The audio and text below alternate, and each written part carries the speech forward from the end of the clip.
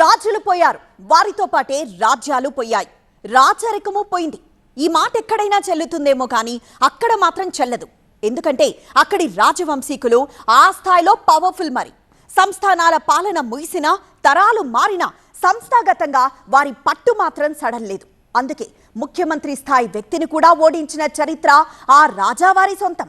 అయినప్పటికీ ఆయనకు ఏదో తీరని కోరిక వెంటాడుతూనే ఉందట. ఇంతకీ ఆ రాజెవరు, తీరని ఆ కోరికేంటి? వెంకటగిరి రాజా మళ్ళీ వెంచేస్తున్నారా? పోటీకి సై అంటున్న పెదరాజా మనవుడు 2 దశాబ్దాలుగా ప్రత్యక్ష రాజకీయాలకు దూరం. వాళ్ళకి వీళ్ళకి మద్దతు కాదు, స్వయంగా రంగంలోకి. ఏపీలో నెల్లూరు జిల్లా రాజకీయాలు ఎప్పుడు ప్రత్యేకమే. ఉద్దండ నాయకులు ఇక్కడి నుంచి ప్రాతినిధ్యం వహించడమే దీనికి కారణంగా చెబుతుంటారు. గతంలో ఉమ్మడి రాష్ట్రానికి ముఖ్యమంత్రిగా పనిచేసిన నేదురుమల్లి జనార్దన్ రెడ్డి జిల్లా నుంచి రాష్ట్ర రాజకీయాలను శాసించారు. ఆ తర్వాత ఆనం బ్రదర్స్ గా రామనారాయణ రెడ్డి, వివేకానంద రెడ్డిలు తమ హవా కొనసాగించారు. వారిలో ప్రస్తుతం ఆనం రామనారాయణ రెడ్డి ఒక్కరే క్రియాశీల రాజకీయాల్లో కనిపిస్తున్నారు.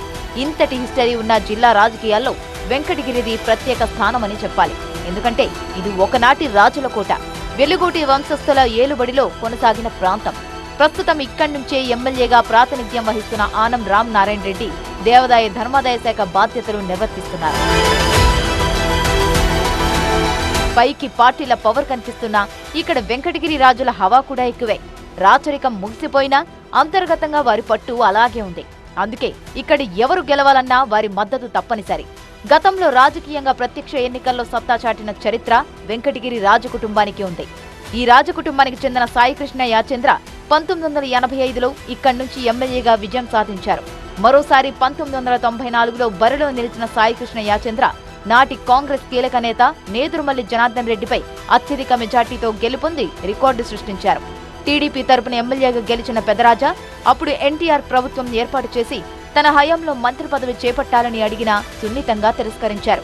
రాజులుగా పాలన చేసిన తాము మంత్రిగా ఉండటం బాగుండదనుకున్నారో ఏమిటో ఆ ఆఫర్ను వద్దనుకున్నట్టు ప్రచారం ఉంది. నాడు సీఎంగా ఉన్న ఎన్టీ రామారావు ఎన్నిసార్లు అడిగినా సాయికృష్ణ యాచంద్ర మంత్రి పదవిని మాత్రం తీసుకోలేదట. అయితే ఆ తర్వాత క్రియాశీలక రాజకీయాలకు దూరంగా ఉంటూ వచ్చారు. 2019 ఎన్నికల ముందు టీడీపీతో విభేదించి వైఎస్ఆర్ కాంగ్రెస్ పార్టీలో చేరిన ఆయన 2020లో తిరుమల తిరుపతి దేవస్థానం ఆధ్వర్యంలో నడిచే శ్రీ వెంకటేశ్వర భక్తి ఛానల్ చైర్మన్ గా వ్యవహరించారు. ఆ తర్వాత మళ్లీ సైలెంట్ అయ్యారు. ఇంతటి హిస్టరీ ఉన్న వెంకటగిరి రాజుల వంశానికి 33వ తరం వారసుడిగా సాయికృష్ణ యాచంద్ర మనవుడు సర్వజ్ఞ కుమారి యాచంద్ర కొనసాగుతున్నారు. వెంకటగిరి రాజుల వారసుడిగా అనంతరం ఏర్పడిన ప్రజాస్వామ్య ఎన్నికల్లో నాయకుడిగా తనదైన మార్కు చూపించిన సాయికృష్ణ యాచంద్ర ఆ తర్వాత రాజకీయాలకు దూరం జరిగినా తన వారసత్వం కొనసాగాలని భావిస్తున్నారట. అయితే ఆయన కోరిక మాత్రం ఇప్పటికీ తీరనిదిగానే ఉండిపోయిందట. ఎప్పటికీ తమ కుటుంబం రాజకీయాల్లో ఉండాలని, తన మనవడైన సర్వజ్ఞ కుమార్ యాచంద్ర ఎమ్మెల్యేగా పోటీ చేసి గెలవాలని సాయికృష్ణ యాచంద్ర మనసారా కోరుకుంటున్నారట. ఈ విషయాన్ని పెదరాజావారి 101వ జయంతి సందర్భంగా స్వయంగా సర్వజ్ఞ కుమారే చెప్పుకురావడం విశేషం. దీంతో మరోసారి వెంకటపతి రాజుల కుటుంబం పొలిటికల్ ఎంట్రీ ఇచ్చేందుకు సిద్ధమవుతుందా అనే చర్చ మొదలైంది. తాతగారి కోరికను కార్యరూపంలోకి తీసుకువచ్చేందుకు వెంకటగిరి యువరాజు ప్రయత్నిస్తున్నట్టు ప్రస్తుతం లోకల్ గా ప్రచారం జరుగుతోంది. ఈ విషయంలోనూ పెదరాజావారి మనవుడు ఓ క్లారిటీ ఇచ్చే ప్రయత్నం చేశారు. ప్రస్తుతం రాజకీయ పరిస్థితులు పూర్తి భిన్నంగా ఉన్నాయని, భవిష్యత్తు ఎలా ఉంటుందో వేచి చూడాలని సర్వజ్ఞ కుమారి యాచంద్ర చెబుతున్నారు. గత కొన్నేళ్లుగా ప్రత్యక్ష రాజకీయాలకు దూరంగా ఉంటున్న వెంకటగిరి రాజాలు ప్రధాన పార్టీల అభ్యర్థులకు మద్దతు ఇస్తున్నారు. ఇప్పుడు సర్వజ్ఞ కుమారి యాచంద్ర మాటలు వింటుంటే ఈ దఫా వాళ్లకి వీళ్లకి మద్దతు కాదు, మనమే బరిలో దిగితే పోలా అన్నట్టుగా కనిపిస్తోంది. వారి అనుచరులకు, ప్రజలకు ఆ తరహా సంకేతాలే ఇచ్చినట్టు తెలుస్తోంది. గతంలోనే కుటుంబం నుంచి పొలిటికల్ ఎంట్రీ జరిగినా గడిచిన 2 దశాబ్దాలకు పైగా ప్రత్యక్ష రాజకీయాలకు దూరంగా ఉంటున్నారు. వెంకటగిరిలో గెలుపు ఏ పార్టీకి దక్కాలన్నా వారి మద్దతు కీలకంగా ఉంటూ వచ్చింది. వారికి మద్దతుగా ఉన్నవారే ఎమ్మెల్యేలుగా గెలిచిన సందర్భాలు చాలానే ఉన్నాయి. మరి ఈసారి ఏకంగా రాజావారి వారసుడు తాత మాట నెరవేరుస్తానంటూ ముందుకు వస్తుండడం చూస్తుంటే ఈసారి వెంకటగిరిలో ఎన్నికల పోరు ఎలా ఉంటుందోనన్న ఆసక్తి రాజకీయ వర్గాల్లో ఏర్పడింది.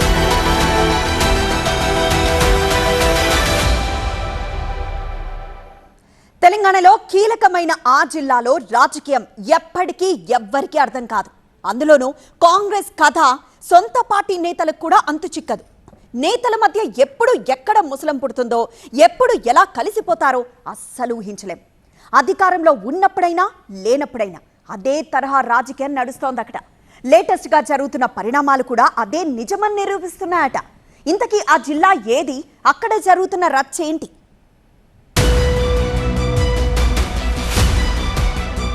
పేరుకే ఇన్ఛార్జ్ మంత్రి, పెత్తనమంతా జిల్లా మంత్రులదేనా? అడ్లూరిని అసలు పట్టించుకోవట్లేదా? అమాత్యుల దారిలోనే అధికారులు. కాంగ్రెస్ రాజకీయాలకు కేర్ ఆఫ్ అడ్రస్ నల్గొండ జిల్లా. అక్కడి రాజకీయాలపై అవగాహన ఉన్న ఎవరైనా ఈ విషయాన్ని ఒప్పుకుని తీరాల్సిందే. ఉమ్మడి రాష్ట్రం నుంచి నేటి తెలంగాణ వరకు ఆ జిల్లాలో కాంగ్రెస్ నేతల హడావిడి అలాగే ఉంది. 10 ఏళ్లు అధికారంలో లేని సమయంలో అయినా, ఇప్పుడు అధికారంలోకి వచ్చిన తరువాత అయినా ఆ పార్టీ నేతల రచ్చ అలాగే కొనసాగుతోంది.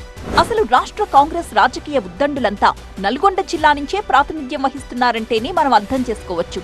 ఒక రకంగా చెప్పాలంటే సీఎం రేసులో ఉండే దిగ్గజాలంతా ఇక్కడే ఉంటారు. మంత్రులు ఉత్తమ్ కుమార్ రెడ్డి, కోమటిరెడ్డి వెంకటరెడ్డిలు ఒకవైపు, సీనియర్ నేతలు జానారెడ్డి, శాసనమండలి చైర్మన్ గుత్తా సుఖేందర్ రెడ్డి మరొకవైపు, ఫైర్ బ్రాండ్లా చెలరేగిపోయే కోమటిరెడ్డి రాజగోపాల్ రెడ్డి ఇంకోవైపు. ఇలా అందరూ హేమాహేమీలే. ఉమ్మడి నల్లగొండ జిల్లా కాంగ్రెస్ రాజకీయాల్లో సీఎం రేవంత్ అయినా, అధిష్టానం పెద్దలైనా డైరెక్ట్ గా జోక్యం చేసుకోవడానికి కొంత సంకోచిస్తారు అంటే ఏమాత్రం అతిశయోక్తి కాదు. అలాంటి జిల్లాలో ఇతర జిల్లాకు చెందిన నేతల పెత్తనం నడుస్తుందంటే అది ఊహించగలమా? ఇప్పుడు అలాంటి పరిస్థితి ఎదుర్కొంటున్నారట అక్కడ జిల్లా ఇన్ఛార్జ్ మంత్రి గారు.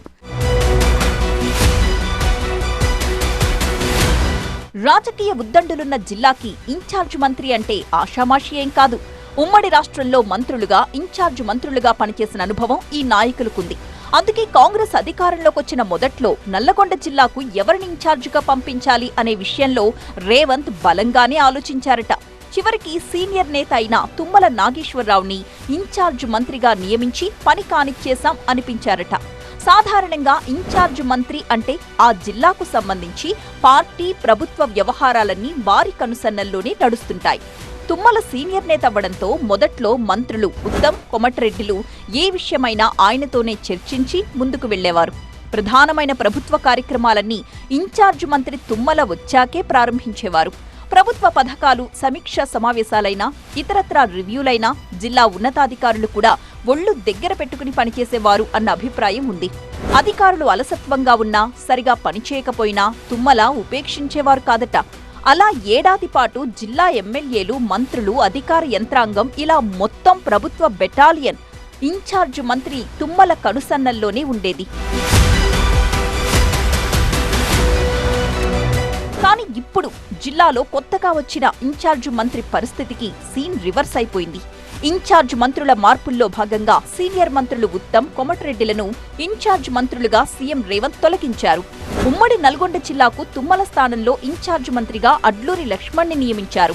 అయితే ఇన్ఛార్జ్ మంత్రిగా అడ్లూరి వచ్చినప్పుడు గ్రాండ్ గా వెల్కమ్ పలికిన మంత్రులు, ఎమ్మెల్యేలు, అధికారులు ఇప్పుడు ఆయన్ని అసలు పట్టించుకోవడం లేదన్న టాక్ జిల్లా వర్గాల్లో చర్చనీయాంశంగా మారింది. తమకన్నా జూనియర్ కావడం వల్లే అడ్లూరి లక్ష్మణ్ని జిల్లా సీనియర్ మంత్రులు పట్టించుకోని పరిస్థితి ఏర్పడింది అంటున్నారు. ఇప్పటి వరకు జిల్లాకు 3-4 సార్లొచ్చిన అడ్లూరిని ఏ ప్రభుత్వ కార్యక్రమంలోనూ భాగస్వామ్యం చెయ్యట్లేదట. జిల్లా మంత్రులే లైట్ తీసుకుంటున్నారట. మనమేంటి, ప్రత్యేక మర్యాదలు చేసేదేంటి అంటూ అధికారులు కూడా ఇన్ఛార్జ్ మంత్రి విషయంలో నిర్లక్ష్యంగానే వ్యవహరిస్తున్నారట. దీంతో అసలు జిల్లాకు ఇన్ఛార్జ్ మంత్రి ఉన్నారా లేరా అనే అనుమానం కూడా కలుగుతోందట. ఇప్పటికే జిల్లాలో మంత్రులు ఉత్తమ్, కోమటిరెడ్డి ఎవరికి వారే కార్యక్రమాలు నిర్వహించుకుంటున్నారు. ఏ కార్యక్రమంలోనూ ఇన్ఛార్జ్ మంత్రిని ఇన్వాల్వ్ కానివ్వడం లేదని టాక్. గతంలో ఏ కార్యక్రమమైనా ఇన్ఛార్జ్ తుమ్మల అపాయింట్మెంట్ ఖరారు తరువాతే ముహూర్తం పెట్టుకునేవారు జిల్లా మంత్రులు, ఎమ్మెల్యేలు. కానీ ఇప్పుడు జిల్లాలో ఏం పనులు జరుగుతున్నాయో కూడా ఇన్ఛార్జ్ మంత్రిగా అడ్లూరికి కనీస సమాచారం ఉండడం లేదు అంటే పరిస్థితిలో ఎంత మార్పు వచ్చిందో అర్థం చేసుకోవచ్చని చర్చించుకుంటున్నాయి రాజకీయ వర్గాలు. పేరుకే ఉమ్మడి నల్లగొండ ఇన్ఛార్జ్ మంత్రిగా అడ్లూరి ఉన్నారు తప్ప పెత్తనం మొత్తం జిల్లా మంత్రులదే నడుస్తోంది అన్న మాట కూడా బలంగానే వినిపిస్తోంది. తనకు తెలియకుండానే కార్యక్రమాలన్నీ జరిగిపోతున్నాయని తెలిసి కూడా బయటకు చెప్పుకోలేని పరిస్థితి అడ్లూరి లక్ష్మణ్ది. అయితే ఉమ్మడి నల్లగొండ జిల్లా కాంగ్రెస్ అంటే ఆ మాత్రం ఉంటుంది అని మరో వర్గం మాట్లాడుకుంటోంది. ఇక అగ్రవర్ణానికి చెందిన మంత్రులు ఒక దళిత మంత్రిని అవమానపరుస్తున్నారు అంటూ ఆ వర్గానికి చెందిన నేతలు అగ్గి మీద గుగ్గిలమవుతున్నట్టు కూడా ప్రచారం జరుగుతోంది. ఇది ప్రభుత్వానికి చెడ్డ పేరు తెచ్చే అవకాశం లేకపోలేదని హెచ్చరిస్తోంది. మరి పరిస్థితి చేజారిపోకుండా ఇప్పటికైనా జిల్లా మంత్రులు మారతారో లేదో చూడాలి.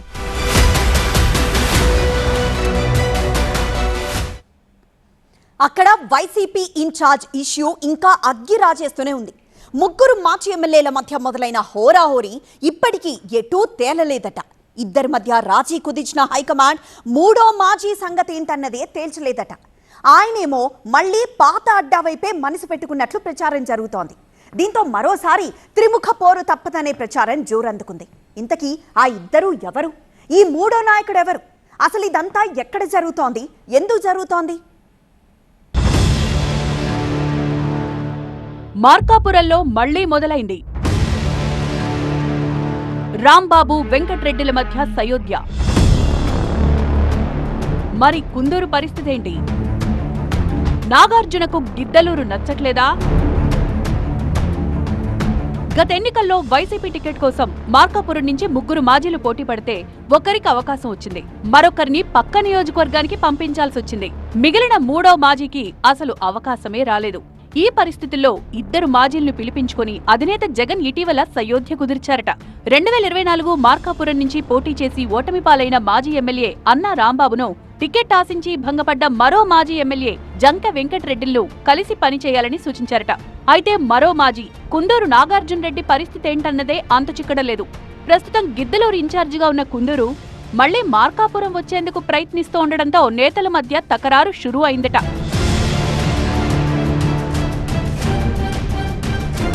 ప్రకాశం జిల్లా పశ్చిమ ప్రాంతంలో ఇప్పుడు వైసీపీ హైకమాండ్కు ఇదో తలనొప్పిగా మారింది.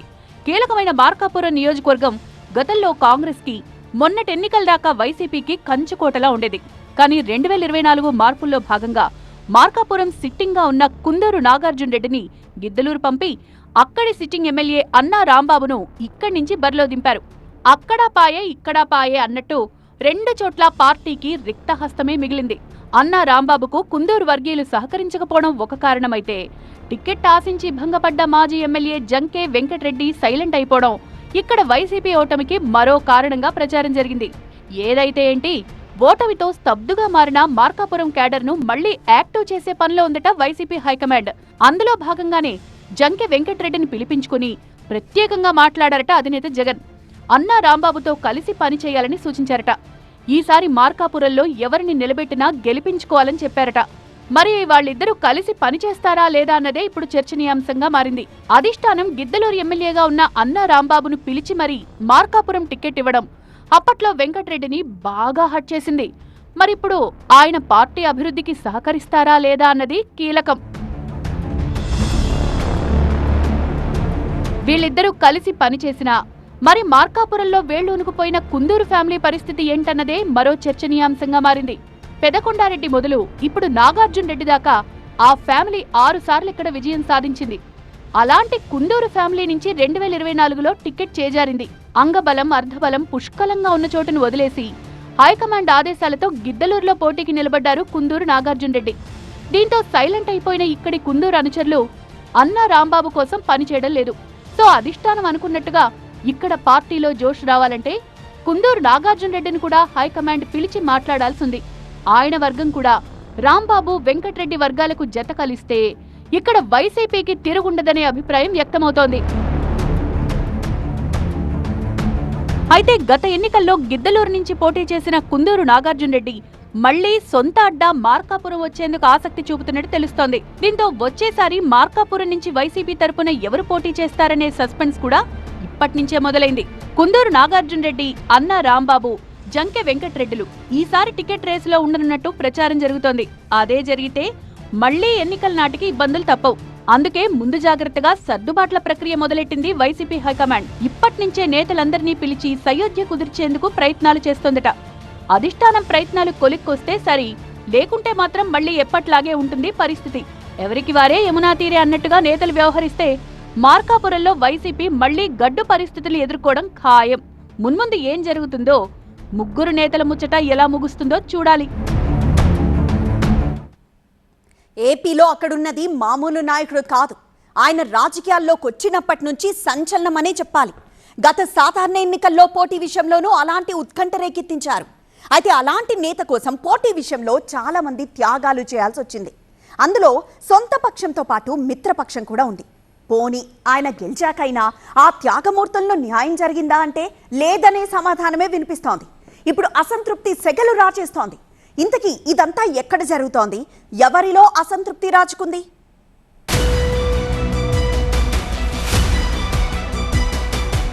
ఉండిలో ఆయన గెలిచారు సరే, మా సంగతేంటి అంటోన్న జనసేన. ఆర్ఆర్ఆర్ ఇలాఖాలో జన సైనికుల అసంతృప్తి. ఇచ్చినట్టే ఇచ్చి పదవి లాగేసుకున్నారా? గోదావరి జిల్లాలో ఉండి అసెంబ్లీ సెగ్మెంట్ రాజకీయం గత సాధారణ ఎన్నికల సమయంలో ఉడికెత్తిపోయింది. ఎందుకంటే అక్కడ పోటీ చేసింది రఘురామకృష్ణంరాజు. ప్రత్యర్థుల సంగతి ఎలా ఉన్నా జనసేన, టీడీపీ, బీజేపీలు కూటమి కట్టగానే పోటీ విషయంలో పెద్ద ఉత్కంఠ ఏర్పడింది. అప్పటికే వైసీపీ సిట్టింగ్ ఎంపీగా ఉండి టీడీపీకి దగ్గరైన రఘురామ ఉండి అసెంబ్లీ స్థానం నుంచి తానే పోటీ చేస్తానని ప్రకటించేశారు. మరోవైపు అక్కడ TDP sitting MLA Mantena Ramaraju ఉన్నారు. ఇలాంటి పరిస్థితుల్లో ట్రిపుల్ వైపే మొగ్గు చూపి టికెట్ కన్ఫర్మ్ చేసింది టీడీపీ అధిష్టానం. దీన్ని వ్యతిరేకించిన రామరాజుకు సర్ది చెప్పింది అధిష్టానం. అంతా కలిసి ముందుకెళ్లేలా ప్లాన్ చేసింది. అందుకే కూటమి ప్రభుత్వం ఏర్పడ్డాక ఏపీఐఏసీ చైర్మన్ గా రామరాజుకి అవకాశం ఇచ్చారు. ఉండి ఎమ్మెల్యేగా గెలిచిన రఘురామకృష్ణంరాజుకి డిప్యూటీ స్పీకర్ పదవి దక్కింది. ఆయన కోసం త్యాగాలు చేసిన టీడీపీ నేత రామరాజుకి కీలకమైన నామినేటెడ్ పదవి దక్కింది. అయితే అక్కడ ట్రిపుల్ కోసం త్యాగాలు చేసిన వారిలో తాము కూడా ఉన్నామంటున్నారు లోకల్ జన సైనికులు. అయినప్పటికీ తమను పట్టించుకున్న నాదుడే లేకుండా పోయాడని వాపోతున్నారంట జనసేన నేతలు. ఒక రకంగా చెప్పాలంటే రఘురామ ఇలాకాలో జనసేన ఇబ్బంది పడుతోందా అనే చర్చ మొదలైంది. పదవి కోసం ఎదురు చూస్తున్న జనసేన నియోజకవర్గ ఇన్ఛార్జ్ జుత్తిగ నాగరాజుకి పదే పదే నిరాశే ఎదురవుతోందట. ఈ విషయంలో ఆయన తీవ్ర అసంతృప్తిగా ఉన్నట్టుగా తెలుస్తోంది.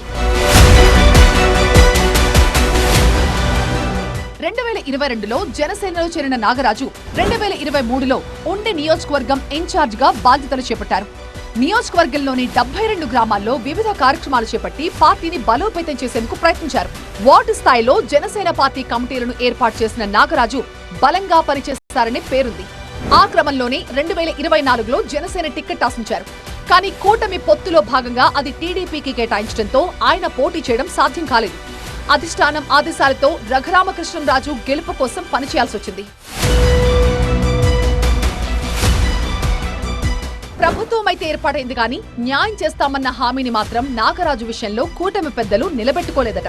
గతంలో టీడీపీ ఎమ్మెల్యేగా ఉన్న మంతెన రామరాజుతో కలిసి రాజకీయం చేసిన నాగరాజు అనంతరం జనసేనలో చేరి సొంతంగా ఎదిగారు. పశ్చిమ గోదావరి జిల్లాలో అత్యధిక ఓట్లున్న శెట్టి బలిజ సామాజిక వర్గం నాయకుడు కావడంతో ఆయనకు పదవి వస్తుందని ఆ వర్గం కూడా ఎదురు చూస్తోంది. ఉండి నియోజకవర్గంలోనే సుమారు 42,000 మందికి పైగా శెట్టి బలిజ ఓటర్లున్నారు. ఆ లెక్కలతోనే ఉండి నియోజకవర్గం టిక్కెట్ ఆశించిన నాగరాజు కూటమి ఏర్పాటుతో నిరాశకి గురికాక తప్పలేదు. పోనీ ప్రభుత్వం వచ్చాక మంచి పదవి వస్తుందనుకుంటే అది కూడా నెరవేరలేదు. మొదట్లో ఉండి ఏఎంసీ పదవి దక్కుతుందని నాగరాజు ఆశించారు. ఈ పదవి విషయంలో ఆయన పేరు కూడా తెర మీదకొచ్చింది. కానీ ఆ అవకాశం మాజీ మంత్రి కలిదిండి రామచంద్రరాజు కుమారుడు కృష్ణంరాజుకు దక్కింది. దీంతో ఇంకొకసారి నిరాశ తప్పలేదు. ఆ తర్వాత డీసీఎంఎస్ చైర్మన్ పదవైనా దక్కుతుందని కళ్లలో ఒత్తులేసుకుని ఎదురుచూశారు. చివరికి ఆ పదవి కూడా దక్కలేదు. తీవ్ర నిరాశలో ఉన్న నాగరాజుకి ఉభయ గోదావరి జిల్లాల గ్రంథాలయ సంస్థ చైర్మన్ పదవి ఇచ్చే అవకాశాలు ఉన్నాయన్న ప్రచారం జరుగుతోంది. అయితే ఆ విషయంలో కూడా క్లారిటీ లేదట. దీంతో కష్టపడి పనిచేసినందుకు తనకి కనీస గుర్తింపు, అవకాశం ఇవ్వకుండా అన్ని టీడీపీ వారికే కట్టబెడుతున్నారన్న అసంతృప్తి ఇక్కడి జనసేన నేతల్లో కనిపిస్తోంది. మమ్మల్ని పట్టించుకోరా అంటూ లోపలే మదన పడిపోతున్నారట. మరి ఉండిలో ఈ విషయమై అసంతృప్తి జ్వాలలు చెలరేగకుండా ఉండేందుకు కూటమి పెద్దలు ఎలాంటి సర్దుబాట్లు చేస్తారో చూడాలి.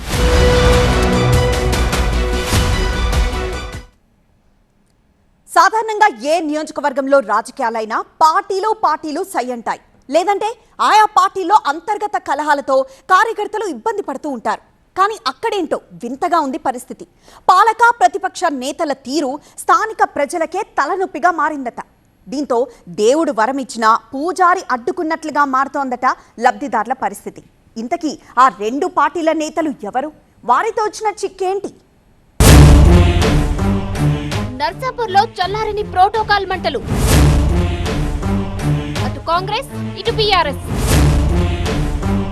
కార్యక్రమం ఏదైనా కయ్యాలే. జనాలకు సంకటంగా నాయకుల గొడవలు. ప్రభుత్వ పథకాలు మంజూరవడమే గగనమంటే ఆ సాయం అందే క్రమంలోనూ రకరకాల రాజకీయాలు జరుగుతున్న తీరు నర్సాపూర్ నియోజకవర్గంలో చర్చనీయాంశమవుతోంది. నేతల మధ్య పోరు పేదల నోటికాడ ముద్దను లాగేస్తున్నట్టుగా మారిందట పరిస్థితి. మాకింత పింఛనిప్పించండి, మా బిడ్డ పెళ్లికి కళ్యాణలక్ష్మి డబ్బులు ఇవ్వండి అంటూ ఎన్నిసార్లు ప్రదక్షిణలు చేసినా మా చేతుల్లో ఏం లేదంటూ అధికారులు ముఖం చాటేస్తున్న పరిస్థితి. దీనికంతటికీ కారణం స్థానిక రాజకీయ నేతలేనని తెలుస్తోంది. అటు అధికార కాంగ్రెస్, ఇటు ప్రతిపక్ష బీఆర్ఎస్ ఈ రెండు పార్టీల మధ్య గొడవలే నియోజకవర్గ ప్రజలకు శాపంగా మారాయి. కాంగ్రెస్ రూలింగ్ లోకి వచ్చింది మొదలు ప్రోటోకాల్ వివాదానికి కేర్ ఆఫ్ అడ్రస్ గా మారిన నర్సాపూర్లో ఇప్పటికీ ఆగ్యే రాజుకుంటూనే ఉంది. 2023లో రాష్ట్రమంతా కాంగ్రెస్ గాలి వీచినా ఉమ్మడి మెదక్ జిల్లాలో మాత్రం కారు దూసుకెళ్లింది. 3 స్థానాల్లో తప్ప మెజారిటీ చోట్ల గులాబీ జెండానే ఎగిరింది. అలాంటి స్థానాల్లో నర్సాపూర్ కూడా ఒకటి. సిట్టింగ్ ఎమ్మెల్యేగా ఉన్న మదన్ రెడ్డిని కాదని సునీత లక్ష్మారెడ్డిని బరిలో దింపినా ఇక్కడ కారుకే విజయం దక్కింది. అయితే అనూహ్యంగా రాష్ట్రంలో కాంగ్రెస్ పార్టీ అధికారంలోకి రావడంతో స్థానికంగా హస్తం నేతల హవా ఎక్కువైంది. ప్రతిపక్ష ఎమ్మెల్యేగా సునీత లక్ష్మారెడ్డి మొదటి నుంచి ప్రోటోకాల్ సమస్యను ఎదుర్కొంటున్నారు. స్థానికంగా ఉన్న కాంగ్రెస్ నేతలు ప్రభుత్వ అధికారిక కార్యక్రమాల్లో పాల్గొనడం పట్ల ఆమె తీవ్ర అభ్యంతరం వ్యక్తం చేస్తున్నారు. ఒక రకంగా చెప్పాలంటే ఉమ్మడి జిల్లాలో ఎక్కువగా ప్రోటోకాల్ వివాదం నెలకొన్న ప్రాంతంగా నర్సాపూర్ను చెప్పుకోవచ్చు. అయితే ఈ వివాదం కారణంగా ప్రభుత్వ పథకాల అమలులో ఓవైపు అధికారులు ఇబ్బందులు పడుతుండగా మరోవైపు ప్రజలు అవస్థలు పడుతున్నారు.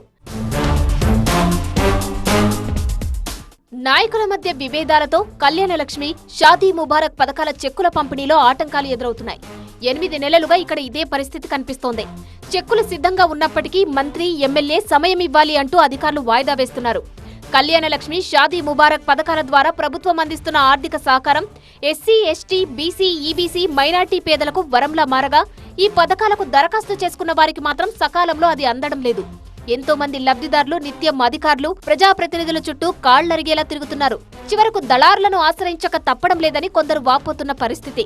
అష్టకష్టాలు పడి దరఖాస్తులు సమర్పించాక డబ్బులు మంజూరైతే వాటి కోసమూ నిరీక్షణ తప్పడం లేదట. ప్రధానంగా తహసీల్దార్, రెవెన్యూ డివిజన్ కార్యాలయాలు ప్రజాప్రతినిధుల వల్లే ఆలస్యమవుతుందనే కారణాన్ని చూపిస్తున్నాయి. నర్సాపూర్ రెవెన్యూ డివిజన్ పరిధిలో ఉన్న 5 మండలాల్లో సంక్షేమ పథకాలకు సంబంధించిన చెక్కులు ఇప్పటికే పంపిణీకి సిద్ధంగా ఉన్నాయట. కొన్ని తహసీల్దార్ల దగ్గర పెండింగ్ లో ఉన్నాయట. సాధారణంగా స్టెప్ బై స్టెప్ ఆమోదం పొందాక లబ్ధిదారుల చెక్కులు ట్రెజరీకి వెళ్తాయి. ఇలా అన్ని పూర్తయ్యాక కూడా పంపిణీలోనే ప్రజాప్రతినిధుల ప్రోటోకాల్ కారణంగా జిల్లా మంత్రి, ఎమ్మెల్యే అనుమతి అంటూ వేచి చూడాల్సి వస్తుంది. నర్సాపూర్ నియోజకవర్గంలో బీఆర్ఎస్ ఎమ్మెల్యే సునీత లక్ష్మారెడ్డి ఉండగా కాంగ్రెస్ పార్టీ నియోజకవర్గ ఇన్ఛార్జిగా ఆవుల రాజిరెడ్డి కొనసాగుతున్నారు. దీంతో నియోజకవర్గంలో ఏ అధికారిక కార్యక్రమం జరిగినా ప్రోటోకాల్ అంశం సమస్యగా మారింది. లబ్ధిదారులకు చెక్కుల పంపిణీ సహా ఇతర అభివృద్ధి పనుల్లో 2 పార్టీలకు చెందిన నేతలు వేదికపైనే గల్లాలు పట్టుకున్నంత పని చేస్తున్నారు. దీంతో ఈ కార్యక్రమాలు ఏర్పాటు చేయడం అధికారులకు పెద్ద సవాలుగా మారిపోయింది. తమ నాయకురాలి చేతుల మీదుగా పంపిణీ జరగాలని బీఆర్ఎస్ నేతలు పట్టుబడుతుంటే తమ పార్టీ అధికారంలో ఉంది కాబట్టి తామే పంపిణీ చేస్తామని కాంగ్రెస్ నేతలు పట్టుబడుతున్నారు. ఈ రచ్చ కాస్త లబ్ధిదారులకు చెక్కుల పంపిణీలో జాప్యానికి కారణమవుతుంది. అధికారిక కార్యక్రమాలు ఏ గొడవ, వివాదం లేకుండా పూర్తయిన సందర్భాలు నర్సాపూర్లో చాలా అరుదనే చెప్పాలి. ఇక్కడ ప్రతిపక్ష ఎమ్మెల్యే ఉండడంతో మంత్రి వచ్చిన సందర్భంలోనే చెక్కుల పంపిణీ నిర్వహిస్తున్నారట అధికారులు. అయితే మంత్రులంతా బిజీ ఉండి నియోజకవర్గానికి సమయం కేటాయించని సమయంలో ఆ చెక్కులు అలాగే పెండింగ్ లో పెట్టేస్తున్నారు అధికారులు. దీంతో ఆశగా ఎదురుచూస్తున్న లబ్ధిదారులు సమయానికి సాయం అందక ఇబ్బంది పడుతున్న పరిస్థితి. శాంక్షన్ అయిన తమ చెక్కులు ఎప్పుడిస్తారో తెలియక ఆ పేదలంతా ప్రభుత్వ కార్యాలయాల చుట్టూ చక్కర్లు కొట్టాల్సి వస్తుంది.